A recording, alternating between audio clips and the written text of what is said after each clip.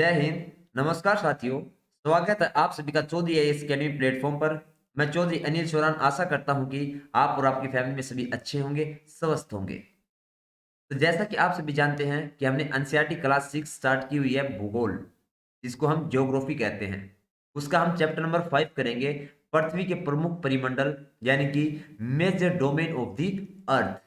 तो पहले ऑलरेडी हम 4 चैप्टर कर चुके हैं। सौरमंडल में पृथ्वी, ग्लोब अक्षांश से देशांतर, उसके बाद में पृथ्वी की गतियां और मानचित्र। 4 चैप्टर ऑलरेडी हम कर चुके हैं, वो आप प्लेलिस्ट में जाकर देख सकते हैं। और साथ साथ जब भी आप वीडियो देखें तो साथ साथ आप नोट्स जरूर बना लें, क्योंकि इनसे अलावा कोई भी आपसे अलग टॉपिक आपका नहीं रह जाता। जो इंपॉर्टेंट टॉपिक हैं वहीं सिर्फ हम डेली डिस्कस करेंगे। तो चलिए देख लेते हैं आगे क्या दिया गया है आपको।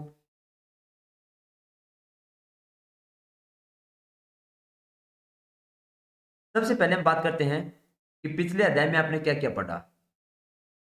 क्या पढ़ा आपने कि पृथ्वी एकमात्र ऐसा ग्रह है जहां पर जीवन है। हमने पीछे जो चैप्टर किए उनमें हमने क्या पढ़ा था कि हमारी पृथ्वी जो है वो सिर्फ एक ऐसा ग्रह है जहां पर क्या है, जीवन संभव है। मानव यहाँ पर जीवित रह सकता है। कोई भी अगर प्राणी है तो वो सिर्फ कहाँ पर जीवित रह सकता है, तो वो सिर्फ पृथ्वी पर जीवित रह सकता है। और ऐसा क्यों होता है? क्योंकि जीवन के लिए आवश्यक तत्व जो होते हैं, भूमि हो गया, जल हो गया, हवा हो गया, ये सब चीजें कहाँ पर मौजूद हैं? तो सिर्फ और सिर्फ ये हमारी पृथ्वी के ऊपर मौजूद हैं। सिर्फ पृथ्वी ही एक ऐसा ग्रह है जहां पर आपको भूमि, जल और हवा, ये तीनों चीजें आपको पाई जाती हैं। और किसी भी प्राणी को जीवित रहने के लिए ये तीनों चीजें मोस्ट इंपॉर्टेंट है। तो ये सब हम पीछे चैप्टर में डिस्कस कर चुके हैं, तो आप वो वीडियो जाकर देख सकते हैं।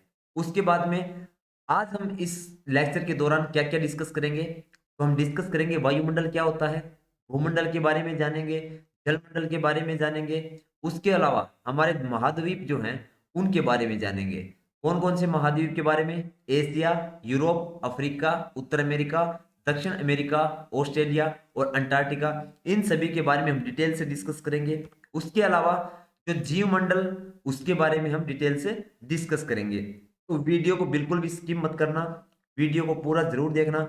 कोई भी ऐसा टॉपिक आपका नहीं छूटेगा इस चैप्टर से जो आपका इंपॉर्टेंट ना हो। सभी इंपॉर्टेंट जो टॉपिक हैं वो सभी हम बहुत अच्छे से डिस्कस करेंगे। तो चलिए स्टार्ट करते हैं। सबसे पहले हम बात करें हैं पर्यावरण के महत्वपूर्ण घटकों की। तो पर्यावरण के महत्वपूर्ण घटक कौन कौन से होते हैं आपके? तो सबसे पहला आपका आता है भूमंडल। सबसे पहला कौन सा आता है? भूमंडल। उसके बाद आपका आता है वायुमंडल, एंड उसके बाद आपका जलमंडल। तो ये तीन जो है ये आपके प्रमुख घटक माने जाते हैं। किसके? आपके पर्यावरण के। उसके बारे में अगर हम देखें, भूमंडल किसे कहते हैं? तो भूमंडल हम किसे कहेंगे?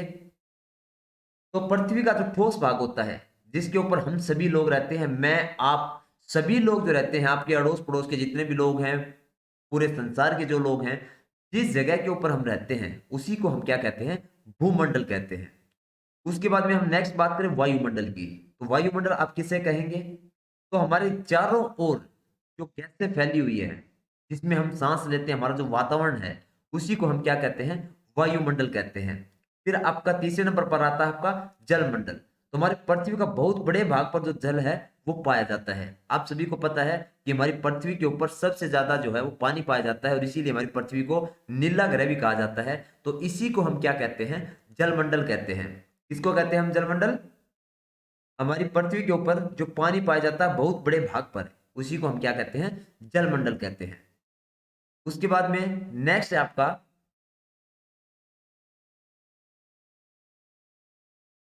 ये आपके कुछ वर्ड ओरिजिन है, यानी कि शब्दों की जो है उत्पत्ति वो कैसे हुई, उसका मतलब क्या होता है। तो ये दो तीन वर्ड आपके इंपॉर्टेंट है, तो चलिए उनको भी डिस्कस कर लेते हैं। तो ग्रीक भाषा में लिथास का अर्थ क्या होता है आपका? तो लिथास का अर्थ होता है आपका पत्थर।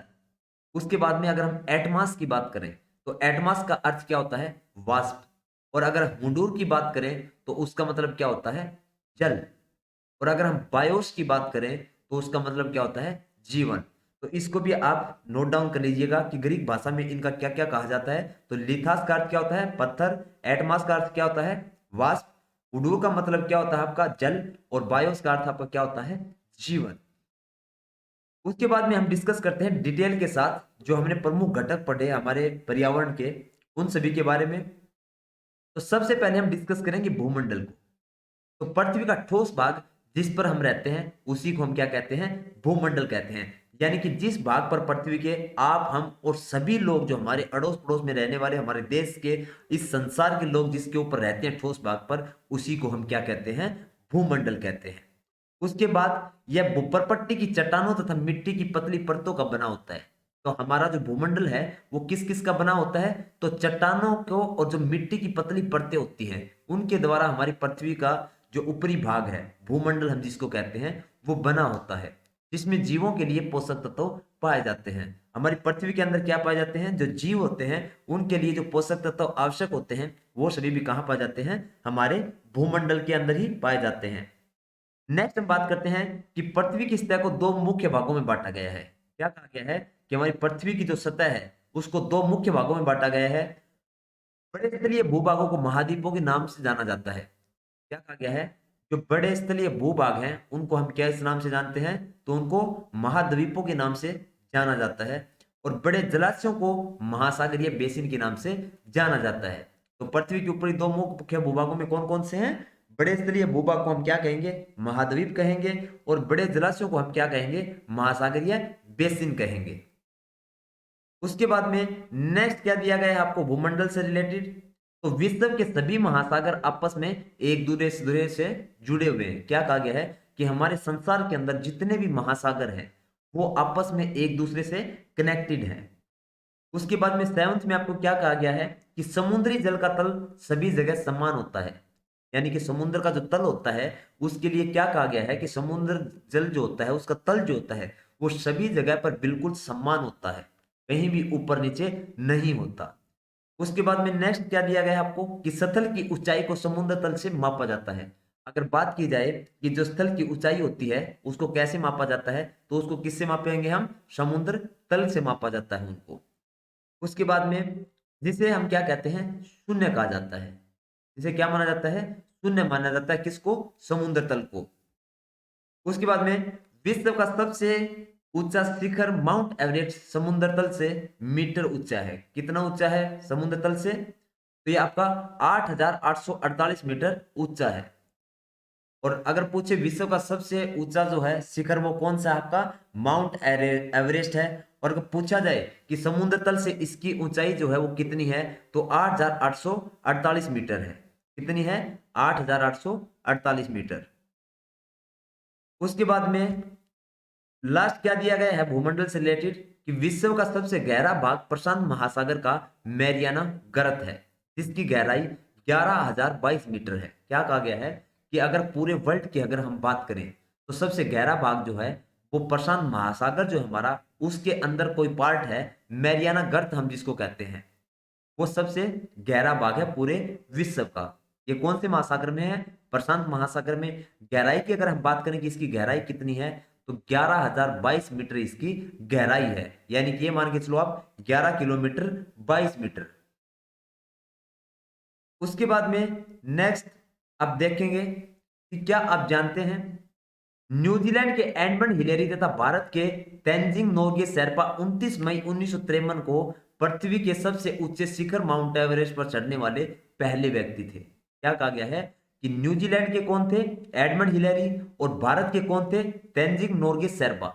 ये कब चढ़े थे, 29 मई 1953 को। कहां पर, पृथ्वी का सबसे ऊंचा जिसको हम शिखर मानते हैं माउंट एवरेस्ट पर चढ़ने वाले सबसे पहले व्यक्ति थे। याद रखिएगा कि माउंट एवरेस्ट पर चढ़ने वाले सबसे पहले व्यक्ति कौन थे, तो हमारे भारत के कौन थे, तेंजिंग नोर्गे शेरपा, और न्यूजीलैंड के कौन थे, एडमंड हिलेरी। कब इन्होंने चढ़ाई की, तो उन्होंने 29 मई 1953 को इन्होंने चढ़ाई की थी। उसके बाद में हम देखते हैं कि जापान की जुंको ताबेई विश्व की पहली महिला थी जिसने 16 मई 1975 को एवरेस्ट पर कदम रखा। क्या कहा गया है कि जो जुंको ताबेई जो लेडीज थी उसने 16 मई 1975 को माउंट एवरेस्ट के ऊपर सबसे पहले कदम रखा था महिलाओं में। 1975 को एवरेस्ट पर कदम रखा। विजेंद्र पाल भारत की पहली महिला थी, बजेंद्री जो पाल थी। क्या कहा गया है, अगर हम भारत की अगर बात करें तो जो बचेंद्री पाल जो थी वो भारत की पहली महिला थी जिसने 23 मई 1984 को एवरेस्ट के ऊपर अपना कदम रखा था। तो ये 3-4 नाम हैं, इनको आप राइट डाउन कर लीजिएगा। उसके बाद में हम नेक्स्ट बात करते हैं वायुमंडल की। तो वायुमंडल के बारे में क्या कहा गया है कि हमारी पृथ्वी चारों ओर से गैस की एक परत से घिरी हुई है, जिसे हम क्या कहते हैं, वायुमंडल कहते हैं। कि हमारी पृथ्वी के चारों ओर जिस वातावरण में आप सांस लेते हैं उसके अंदर अनेकों गैसें जो हैं वो मिली हुई हैं, तो उसी को हम क्या कहते हैं, वायुमंडल कहते हैं। वायुमंडल जो है कहाँ तक फैला हुआ है, तो कम से कम भी 1600 किलोमीटर तक फैला हुआ है। हमारा वायुमंडल जो है वो कितनी ऊंचाई तक फैला हुआ, तो हमारी पृथ्वी से लेकर 1600 किलोमीटर ऊंचाई तक तो जो है हमारा वायुमंडल फैला हुआ है। अगला क्या कहा गया है कि वायुमंडल को उसके घटकों, तापमान तथा अन्य के आधार पर 5 परतों में बांटा जाता है। यानी कि हमारा वायुमंडल जो है उसको हम कितने भागों में बांटते हैं, 5 भागों में बांटते हैं। और किस बेस के ऊपर इनको डिवाइड किया जाता है, तो घटकों के तापमान के आधार पर इनका डिवाइड किया जाता है। इन परतों को पृथ्वी की सतह से शुरू करते हुए तो ये 5 परत आपकी कौन कौन सी होंगी, सबसे पहले आपकी सौरमंडल, फिर समताप मंडल, फिर मध्य मंडल, फिर आयन मंडल और फिर बरही मंडल। ये 5 परतें हैं आपकी पृथ्वी की। यानी कि वायुमंडल को जो है 5 घटकों में हम बांटते हैं, तो ये 5 परतें आपकी हैं कौन कौन सी, सौरमंडल, समताप मंडल, मध्य मंडल, आयन मंडल और बरही मंडल। उसके बाद में नेक्स्ट हम देख लेते हैं डायग्राम के थ्रू। तो सबसे पहले हम देखेंगे कि पृथ्वी के जस्ट जो ऊपर क्या आता है आपका, सौरमंडल आता है। यहाँ पर अगर आप पतंग उड़ाते हैं तो ये सारी चीजें आपकी कहाँ होती हैं, सौरमंडल में। दूसरा आपका कौन सा आता है, समताप मंडल।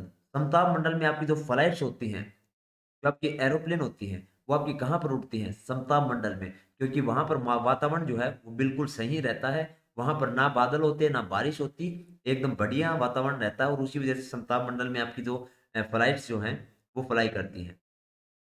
फिर आपकी बात आती है मध्य मंडल की। इससे समताप मंडल से जस्ट ऊपर कौन सा हमारा, मध्य मंडल आता है। उसके बाद में आपका आयन मंडल आता है। और लास्ट ही लास्ट में आपके क्या आता है, बरी मंडल आता है। तो इस प्रकार से आपका जो वायुमंडल है उसको 5 भागों में डिवाइड किया गया है, 5 परतों में। सोम मंडल, उसके बाद में समताप, फिर मध्य मंडल, फिर आयन मंडल और फिर बरी मंडल।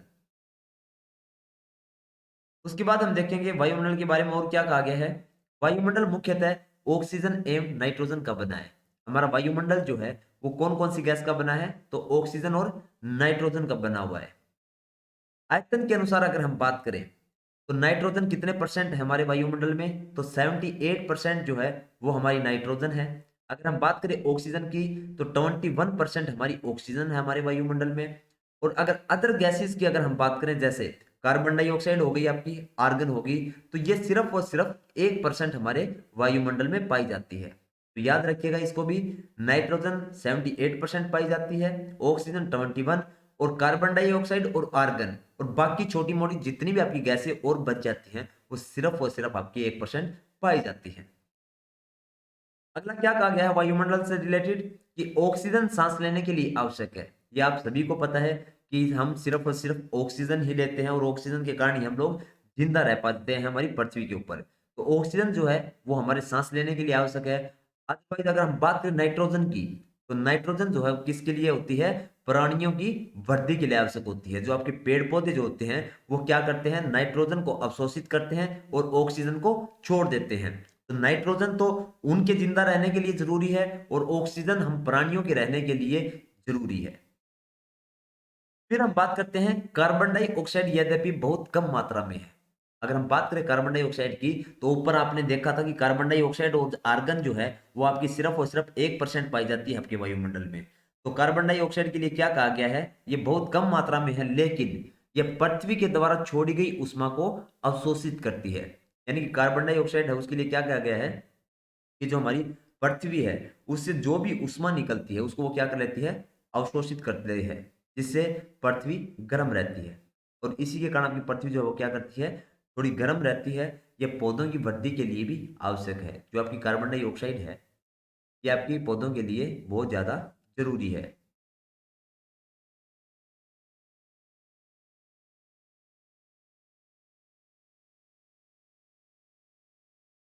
उसके बाद नेक्स्ट हम देख लेते हैं वायुमंडल से रिलेटेड और क्या कहा गया है।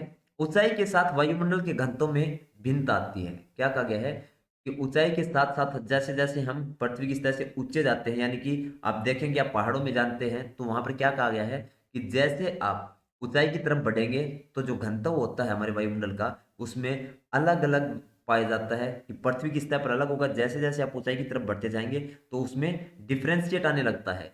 यह घनत्व समुद्री तल पर सबसे अधिक होता है। तो समुद्र का जो तल होता है गहराई के अंदर, वहां पर यह घनत्व क्या कहा गया है, बहुत ज्यादा मात्रा में पाया जाता है। डिफरेंट जो है, डिफरेंस हमारी पृथ्वी पे और समुद्री तल जो है उसमें बहुत ज्यादा पाया जाएगा, तथा जैसे जैसे हम ऊपर की ओर जाते हैं यह तेजी के साथ घटता जाता है। क्या कहा गया है कि जैसे समुद्र तल जो है वो गहरा होता है आपका, अगर आप उस साइड जाएंगे तो यह सबसे ज्यादा होगा, लेकिन अगर आप ऊंचाई की तरफ जाते जाएंगे तो क्या कहा गया है, ये वैसे वैसे घटता चला जाता है। अगला क्या कहा गया है, पहाड़ों पर पर्वतारोही को हवा के घनत्व में कमी होने के कारण सांस लेने में कठिनाई होती है। जो पहाड़ जो है वो आपको पता है बहुत ज्यादा ऊंचे होते हैं, और वहां पर क्या है, हवा का घनत्व कम हो जाता है, ऑक्सीजन की मात्रा बहुत ज्यादा कम हो जाती है, और उसके कारण क्या होता है, वहां पर उन लोगों को सांस लेने में दिक्कतें आने लगती हैं, क्योंकि ऑक्सीजन के बिना हमारा सर्वाइव करना बहुत ज्यादा कठिन है। जैसे जैसे हम ऊपर की ओर जाते हैं तापमान भी घटता जाता है। सिर्फ आपकी ऑक्सीजन में कमी नहीं आती, बल्कि साथ साथ तापमान भी जो है, टेम्परेचर जो है हमारी पृथ्वी का, वो भी आपका कम होना शुरू कर देता है। यानी कि पृथ्वी के ऊपर मान लो कि 20% उस टाइम में, 20 डिग्री अगर उस टाइम में टेम्परेचर है आपका, तो ऊपर जैसे जैसे आप जाते जाएंगे घटता जाएगा, 19, 18, 17, वैसे वैसे ठंड बढ़ती जाएगी ऊपर की तरफ। और बाद में क्या कहा गया है, वायुमंडल पृथ्वी पर दबाव डालता है। वायुमंडल के बारे में क्या कहा गया है कि जो हमारा वायुमंडल है वो हमारी पृथ्वी के ऊपर दबाव बना के रहता है, यह एक स्थान से दूसरे स्थान पर अलग अलग होता है। ये जो दबाव है, ये क्या कहा गया है कि ये भी डिफरेंट डिफरेंट होता है, डिफरेंट डिफरेंट लोकेशंस पर। उसके बाद में वायुमंडल के बारे में और क्या कहा गया है कि कुछ क्षेत्रों में हमें अधिक दाब महसूस होता है, जबकि कुछ क्षेत्रों में कम।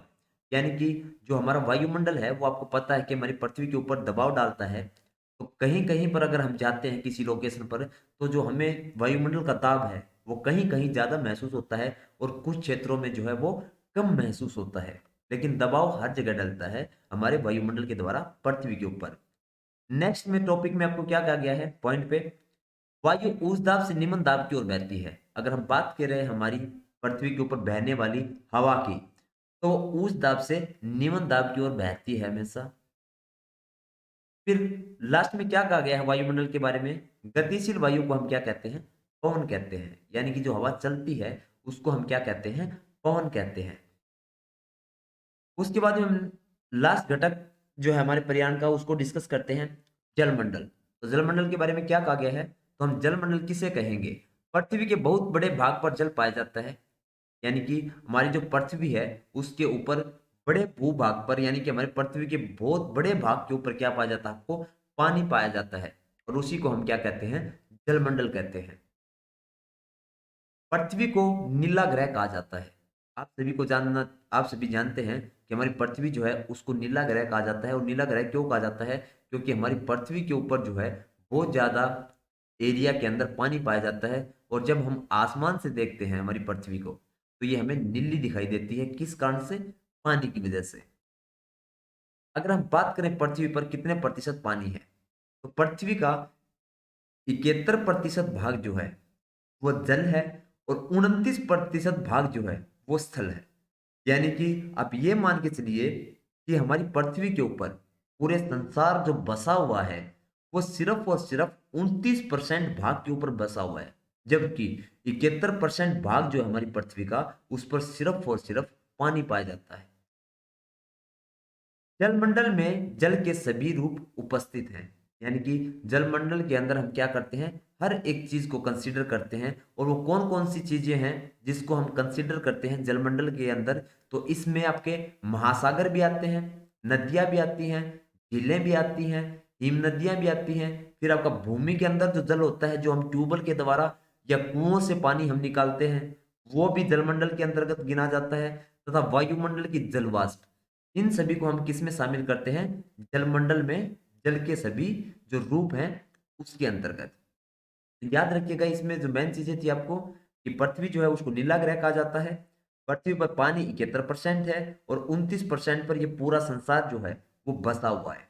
तो आप खुद अनुमान लगा दीजिए कि सिर्फ और सिर्फ 29% भाग के ऊपर हमारा जो पूरा वर्ल्ड जो है वो बसा हुआ है और 71% पर पानी है। और उसके बाद भी हमें पानी की समस्याएं झेलनी पड़ती हैं, क्योंकि जो ये 70% पानी है तो इसमें महासागर जो आपके हो गए, समुद्र हो गए आपके, इनका जो पानी है वो बहुत ज्यादा खारा है, तो वो पीने के काम नहीं आता। उसको भी हम आगे डिस्कस करते हैं। तो यहाँ पे आपको डायग्राम में दिया गया है कि महासागर के अंदर जो हमारा आपने देखा अभी कि 71% पानी जो है वो हमारी पृथ्वी के ऊपर पाया जाता है। लेकिन महासागरों की अगर हम बात करें तो महासागर का जो पानी होता है वो बहुत ज्यादा खारा होता है, जिसको हम पीने योग्य ना ही तो बना सकते, क्योंकि बनाएंगे तो बहुत ज्यादा कॉस्टली होगा। और वैसे हम डायरेक्ट उसको पी नहीं सकते, क्योंकि पीने में बहुत ज्यादा कड़वा होता है, खारा होता है। तो महासागरों के अंदर आपका टोटल कितना पानी पाया जाता है? तो 97.5%, यानी कि अपनी आपकी पृथ्वी के ऊपर जो पानी है उसका 97.5% तो सिर्फ और सिर्फ महासागरों का पानी है, जो पीने योग्य नहीं है, एक लवणीय जल है।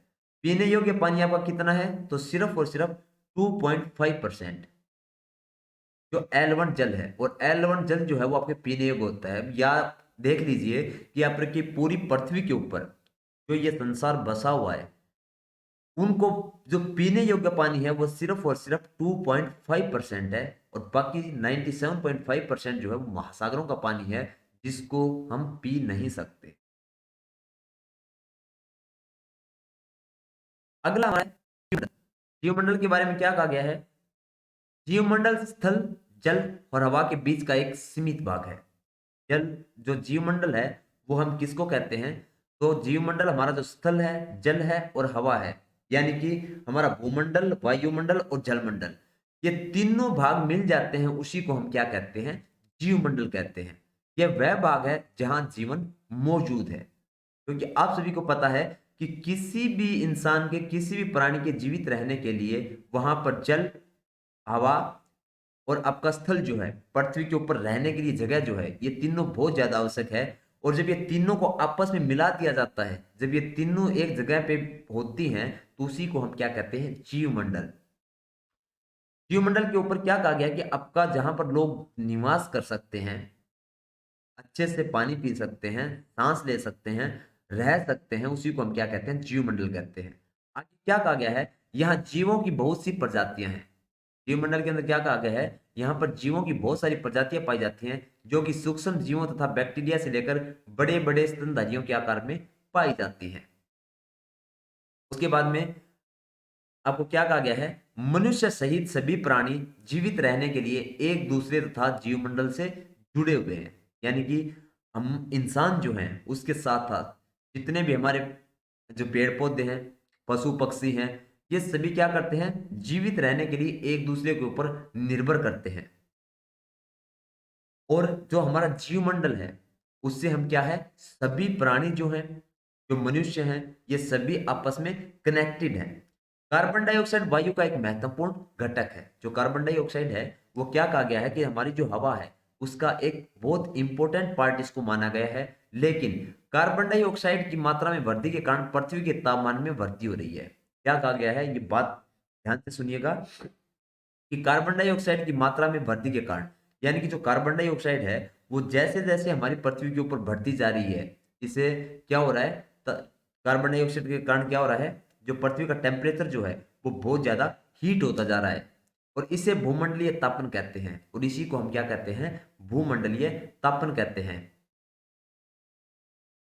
इसलिए भूमंडल, वायुमंडल तथा जलमंडल के बीच के प्राकृतिक संतुलन को बनाए रखने के लिए पृथ्वी के संसाधनों के सीमित उपयोग की आवश्यकता है। क्या कहा गया है कि कार्बन डाइऑक्साइड जो है वो आप सभी को पता है कि कैसे बढ़ती है। जो आपकी कंपनियां हैं, फैक्ट्रियां, उनसे निकलने वाला धुआं हो गया, जो पोल्यूशन हो गया, इन सभी चीजों से आपकी कार्बन डाइऑक्साइड गैस जो है उसकी मात्रा हमारी पृथ्वी के अंदर बढ़ती जा रही है।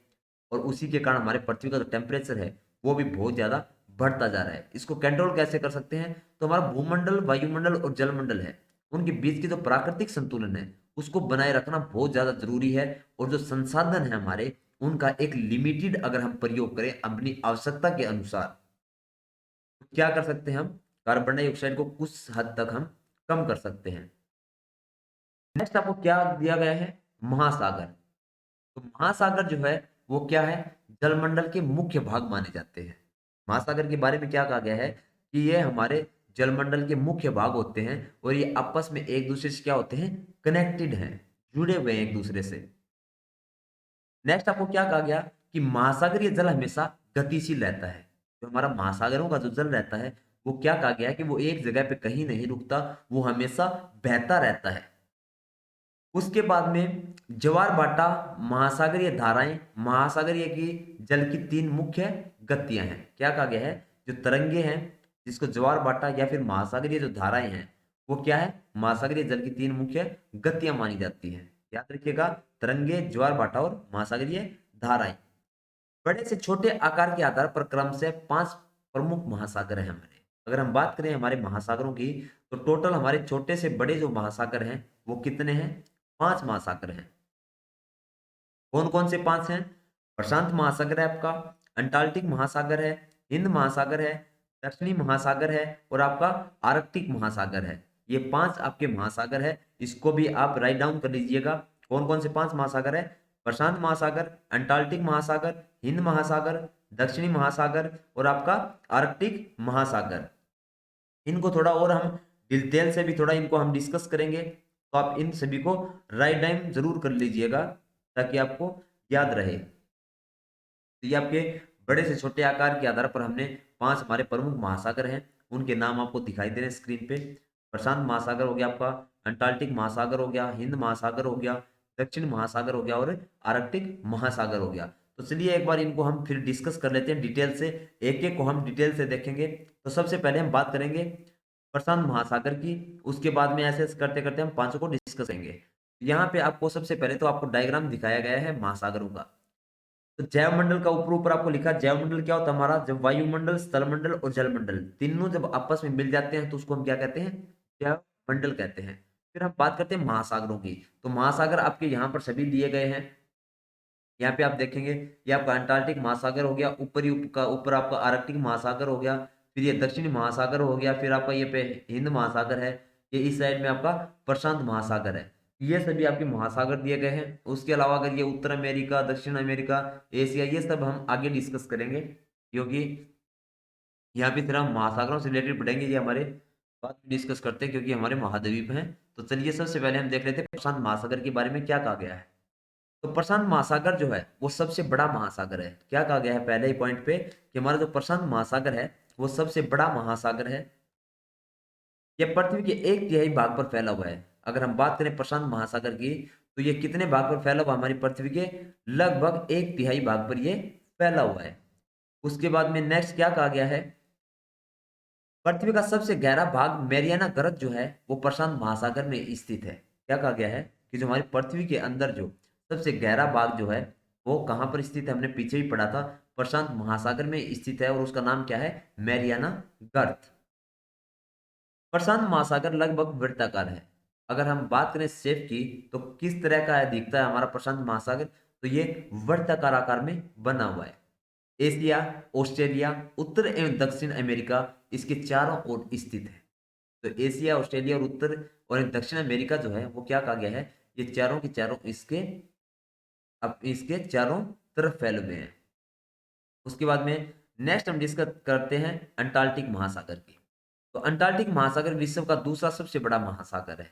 क्या कहा गया है कि अंटार्कटिक महासागर जो है आपका वो पूरे वर्ल्ड का दूसरे सबसे बड़ा महासागर है। यह किस तरह का दिखता है आपको, तो यह अंग्रेजी भाषा का जो अक्षर होता है आपका उसके तरह आपको ये दिखाई देता है।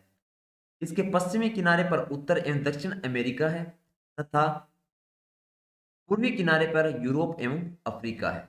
क्या कहा गया है, जो पश्चिमी किनारा जो है उसके ऊपर उत्तर और दक्षिण अमेरिका है अंटार्कटिक महासागर के, और पूर्वी किनारे के ऊपर आपका यूरोप और अफ्रीका दोनों है।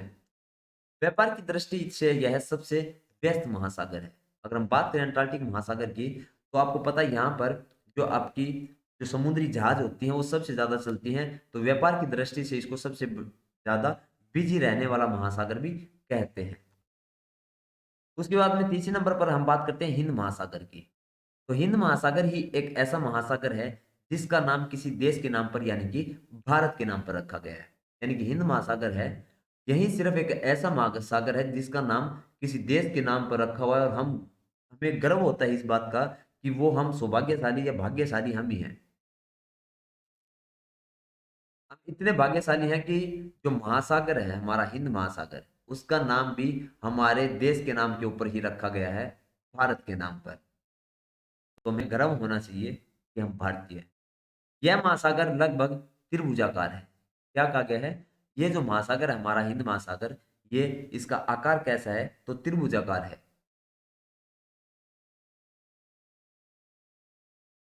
इसके उत्तर में अगर हम बात करें तो एशिया है, पश्चिम में अगर हम बात करें तो अफ्रीका है, और पूर्व में अगर हम बात करें तो क्या है? ऑस्ट्रेलिया स्थित है।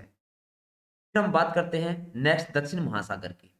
तो दक्षिण महासागर जो है वो अंटार्कटिका महाद्वीप के चारों ओर से घेरता है। क्या करता है? ये जो हमारा अंटार्कटिक महाद्वीप जो है उसको चारों ओर से घेरता है। कौन? दक्षिणी महासागर। यह अंटार्कटिक महाद्वीप के उत्तर की ओर 60 डिग्री दक्षिण अक्षांश तक फैला हुआ है। कहां तक फैला हुआ है ये महाद्वीप? तो आपके उत्तर की ओर 60 डिग्री जो दक्षिणी अक्षांश है वहां तक ये फैला हुआ है। लास्ट में बात करते हैं आर्कटिक महासागर की। तो आर्कटिक महासागर उत्तर ध्रुव वृत्त में स्थित है। जो आर्कटिक महासागर आपका वो कहां पर स्थित है? तो उत्तर ध्रुव जो है वहां पर ही आपका स्थित है।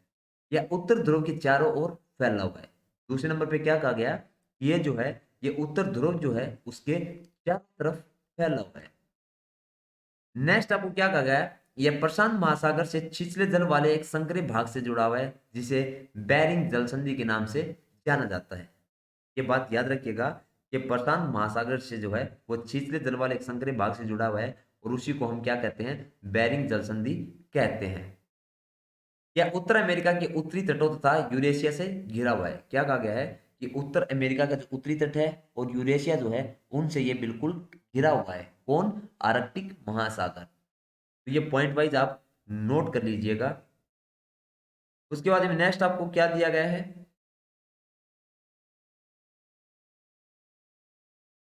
ये आप डायग्राम को देखिएगा, इसमें आपको क्या दिखाया गया है? तथल संधि और जल संधि हमने पीछे जस्ट हमने पढ़ा था, तो उसमें हम देख लेते हैं कि जल संधि हम किसे कहते हैं। तो पानी का संकरा भाग होता है जो दो बड़ी जल राशि जैसे समुद्रों तथा महासागरों को एक दूसरे से जोड़ता है। जल संधि किसे कहेंगे हम? कोई पानी का जो पतला सा रास्ता है मान लो, और वो क्या करता है? दो बड़ी जल राशि होती है, चाहे वो आपका समुद्र लगा लो या फिर आपका महासागर लगा लो, उन दूसरों को जो आपस दोनों को आपस में जो जोड़ता है उसी को हम क्या कहते हैं? जल संधि कहते हैं। यहाँ पर आप डायग्राम में देख रहे होंगे कि भारत, ये आपको आपको ना अपना इंडिया दिखाई दे रहा है, और नीचे आपको श्रीलंका, और यहाँ पर बीच में क्या है? एक संकरा पानी का जो है भाग दिखाई दे रहा है आपको, और ये एक दूसरे को हमारे भारत को और श्रीलंका को दोनों को आपस में जोड़ता है। इसको हम क्या कहते हैं? जल संधि। फिर हम बात करें स्थल संधि की। तो स्थल संधि हम किसे कहते हैं? स्थल का एक संकरा भाग होता है जो दो बड़े स्थलीय भागों को एक दूसरे से जोड़ता है। तो आपको इसी से नाम से ही पता चल रहा है कि जल के अंदर कोई जल राशि होती है संकरी जो एक दूसरे को जोड़ती है, और स्थल संधि क्या होती है? जब आपकी पृथ्वी का ही कोई पार्ट होता है पतला सा, वो एक दूसरे को आपस में कनेक्टेड करता है, उसको हम क्या कहते हैं? स्थल संधि कहते हैं। यहाँ पर एक अच्छा क्वेश्चन भी आपको दिया गया है। क्या कहा गया है? भारत और श्रीलंका के बीच स्थित जल संधि का नाम बताइए। क्या कहा गया है? कि हमारा भारत तो है और श्रीलंका जो है उसके बीच जो जल संधि है उसका नाम पूछा गया है। तो उसका आपका नाम क्या होगा? सिलिनेक्स होगा। याद रखिएगा, सिलिनेक्स। नोट डाउन कर लीजिए इस चीज को। SI अनएक्स।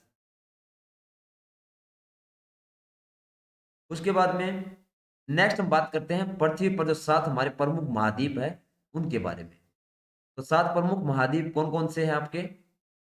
एशिया, यूरोप, अफ्रीका, उत्तर अमेरिका, दक्षिण अमेरिका, ऑस्ट्रेलिया और अंटार्कटिका। ये 7 जो हैं ये आपके पृथ्वी के प्रमुख क्या हैं? महाद्वीप हैं। तो आगे हम एक एक करके इन सभी को डिटेल में डिस्कस करेंगे। तो चलिए स्टार्ट करते हैं। सबसे पहले हम एशिया से। तो एशिया के बारे में क्या कहा गया है वो आप देख लीजिएगा। उससे पहले आपको एक मैं डायग्राम के थ्रू दिखा देता हूं कि आपके ये कहाँ कहाँ पर है। ये आपका वर्ल्ड मैप है। उसके अंदर आप देखिए कि आपके महाद्वीप जो है ये सातों के सातों कहाँ हैं। तो आप यहाँ पर देख पा रहे होंगे ये आपका नॉर्थ अमेरिका है यहाँ पर। दूसरे नंबर पर ये आपका साउथ अमेरिका है। फिर आपका यूरोप है ये, फिर अफ्रीका है यहाँ पर, फिर आपका ये एशिया जिसके अंतर्गत हमारा देश भी आता है, हम भी एशिया का ही एक पार्ट है।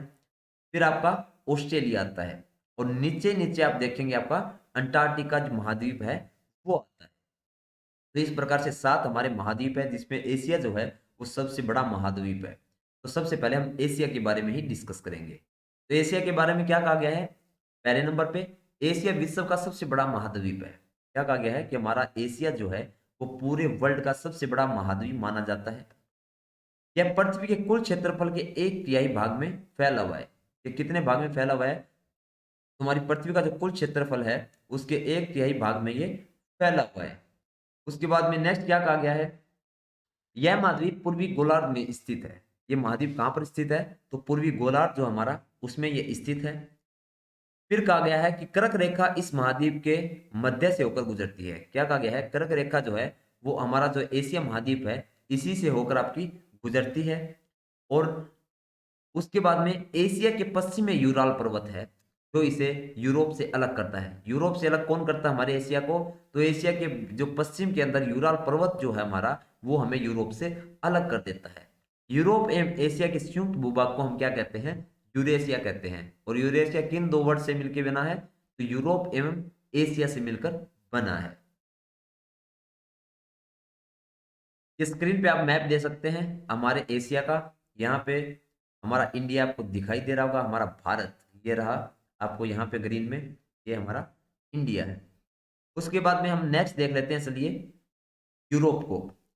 यूरोप एशिया से बहुत छोटा है। यूरोप के बारे में क्या कहा गया है कि हमारा जो एशिया महाद्वीप है वो आपने पढ़ा कि हमारा एशिया महाद्वीप जो है वो पूरे वर्ल्ड का सबसे बड़ा महाद्वीप है। उसके बाद में यूरोप जो है वो एशिया से बहुत छोटा है। यह महाद्वीप एशिया के पश्चिम में स्थित है। ये कहाँ पर स्थित है, यूरोप महाद्वीप आपका, तो हमारा एशिया जो है उसके पश्चिम के अंदर ये स्थित है। आर्कटिक वृत्त इससे होकर गुजरता है। आर्कटिक जो वृत्त है वो इससे होकर गुजरता है। यह तीन तरफ से जल से घिरा हुआ है। जो यूरोप जो महाद्वीप है ये तीनों तरफ से क्या है, जल से घिरा हुआ है। ये आप यहाँ पे डायग्राम के थ्रू देख सकते हैं कि ये यूरोप जो है वो आपका सामने है। उसके बाद में हम नेक्स्ट करते हैं थर्ड नंबर पे अफ्रीका। अफ्रीका एशिया के बाद विश्व का दूसरा सबसे बड़ा महाद्वीप है। क्या कहा गया है, अफ्रीका जो है वो एशिया के बाद सबसे बड़ा महाद्वीप हमारा एशिया है। उसके बाद में दूसरा नंबर किसका आता है, तो वो आपका अफ्रीका महाद्वीप का आता है। दूसरा पॉइंट क्या कहा गया है, विषुवत वृत्त या फिर जीरो अक्षांश जिसे हम कहते हैं, इस महाद्वीप के लगभग मध्य भाग से होकर गुजरते हैं। इनको राइट डाउन कर लीजिएगा पॉइंट वाइज। तीसरे नंबर पे आपको क्या कहा गया है, अफ्रीका का बहुत बड़ा भाग उत्तरी गोलार्ध में स्थित है। यानी कि क्या कहा गया है, जो अफ्रीका है उसका बहुत बड़ा भाग कहाँ पर स्थित है, तो जो हमारा उत्तरी गोलार्ध है उसके अंदर स्थित है। यही एक ऐसा महाद्वीप है जिससे होकर कर्क, विषुवत तथा मकर तीनों रेखाएं होकर गुजरती है। जो अफ्रीका महाद्वीप है ये सिर्फ एक ऐसा महाद्वीप है जिससे हमारी जो कर्क रेखा है, विषुवत है और मकर रेखा है, ये तीनों ही रेखाएं इसके मध्य से होकर क्या करती हैं, गुजरती हैं। और ये आप जब आपने मैप देखेंगे, पीछे जो हमने दिखाया था मैप, उसको अगर आप देखेंगे तो आपको समझ में आ जाएगा कि यूरोप के अंदर से, सॉरी अफ्रीका के अंदर से आपको 3 डॉट डॉट लाइन सी दिखाई देंगी। तो वो तीनों आपकी कौन कौन सी हैं, वो तीनों यही आपकी रेखाएं हैं, कर्क रेखा, विषुवत और आपकी ये जो है मकर रेखा। उसके बाद में नेक्स्ट हम देखते हैं सहारा का रेगिस्तान विश्व का सबसे बड़ा गर्म रेगिस्तान है। सहारा रेगिस्तान के बारे में क्या कहा गया है कि पूरे वर्ल्ड का ये सबसे गर्म रेगिस्तान माना जाता है, जो कि कहां पर स्थित है, अफ्रीका के अंदर स्थित है। जो आपका सहारा रेगिस्तान है ये भी याद रखिएगा कहां पर स्थित है, आपका अफ्रीका के अंदर ही स्थित है। उसके बाद में नेक्स्ट हम कंटिन्यू करते हैं अफ्रीका को ही। यह महाद्वीप चारों तरफ से समुद्रों एवं महासागरों से घिरा हुआ है। क्या कहा गया है, जो आपका ये अफ्रीका महाद्वीप है ये चारों तरफ से इसके समुद्र लगते हैं और महासागर लगते हैं। फिर क्या कहा गया है, विश्व की सबसे लंबी नदी जो है आपकी नील नदी जिसको हम बोलते हैं, वो भी आपकी कहां से गुजरती है, तो वो भी आपकी अफ्रीका से होकर गुजरती है। नेक्स्ट टॉपिक में क्या कहा गया, सॉरी पॉइंट में, कर्क रेखा, मकर रेखा, विषुवत इसके किन किन भागों से होकर गुजरती है, ये आप मैप में देखिएगा और हमें कमेंट करके बताइएगा कि कर्क रेखा, मकर रेखा और विषुवत जो है इसके कौन से भाग से होकर गुजरती हैं। ये आप मैप देख रहे होंगे, ये आपको अफ्रीका का मैप है। नेक्स्ट हम डिस्कस करते हैं उत्तर अमेरिका को। उत्तर अमेरिका विश्व का तीसरा सबसे बड़ा महाद्वीप है। कौन सा महाद्वीप है विश्व का सबसे बड़ा? तीसरे नंबर पे, तो वो आपका उत्तर अमेरिका है। और सबसे बड़ा कौन सा था? एशिया महाद्वीप। दूसरे दूसरे नंबर पे कौन सा था आपका? अफ्रीका। और तीसरे नंबर पे कौन सा आपका? उत्तर अमेरिका। यह दक्षिण अमेरिका से एक संकरे स्थल से जुड़ा है जिसे पनामा स्थल संधि कहा जाता है। इस पॉइंट को याद रखिएगा। ये जो है दक्षिण अमेरिका को एक संकर स्थल, जो हमने पीछे देखा था कि स्थल संधि हम किसे कहते हैं और जल संधि हम किसे कहते हैं। तो जो स्थल से आपस में जुड़े होते हैं उनको स्थल संधि कहते हैं, और जो इन दोनों को आपस में जोड़ती है उस स्थल संधि को क्या नाम है? तो पनामा स्थल संधि नाम है उसका। याद रखिएगा इस बात को।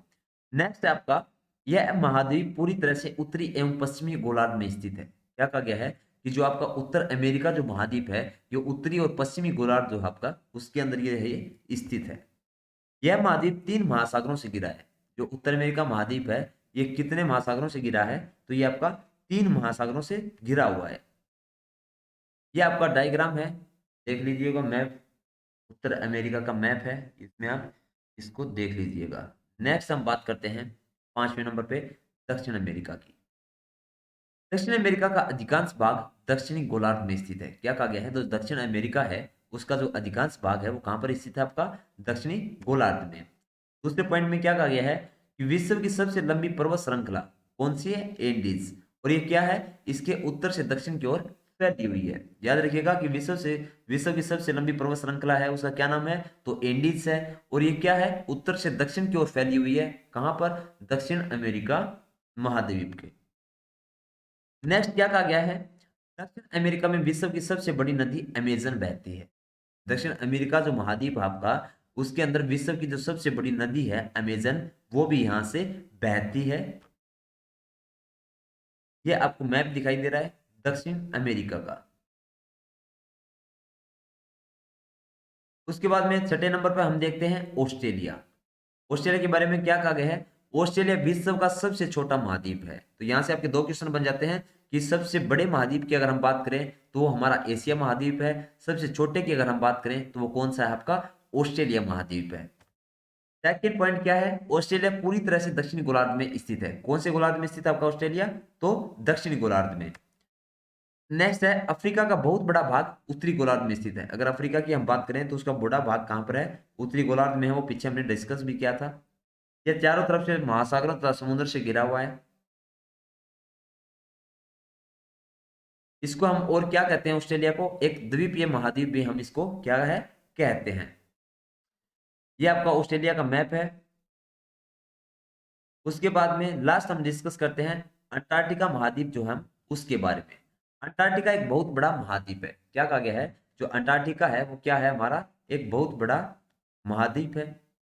उसके बाद में नेक्स्ट आपको क्या कहा गया है? अंटार्कटिका दक्षिणी गोलार्ध में स्थित है। जो अंटार्कटिका आपका महाद्वीप है ये कहाँ पर स्थित है? तो हमारा जो दक्षिणी गोलार्ध है उसके अंदर ये स्थित है। फिर कहा गया है दक्षिण ध्रुव इस महाद्वीप के मध्य में स्थित है। जो हमारा दक्षिण ध्रुव है वो जो ये आपका अंटार्कटिका जो महाद्वीप है इसके बिल्कुल बीच में है।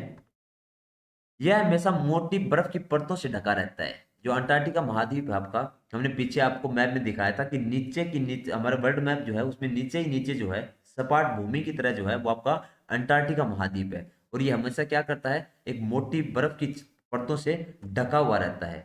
यहाँ किसी भी प्रकार का स्थायी मानव निवास नहीं है। जो आपका अंटार्कटिका महाद्वीप है वहां पर कोई भी स्थायी मानव जो है, कोई प्राणी है, वो यहाँ पर निवास नहीं करता।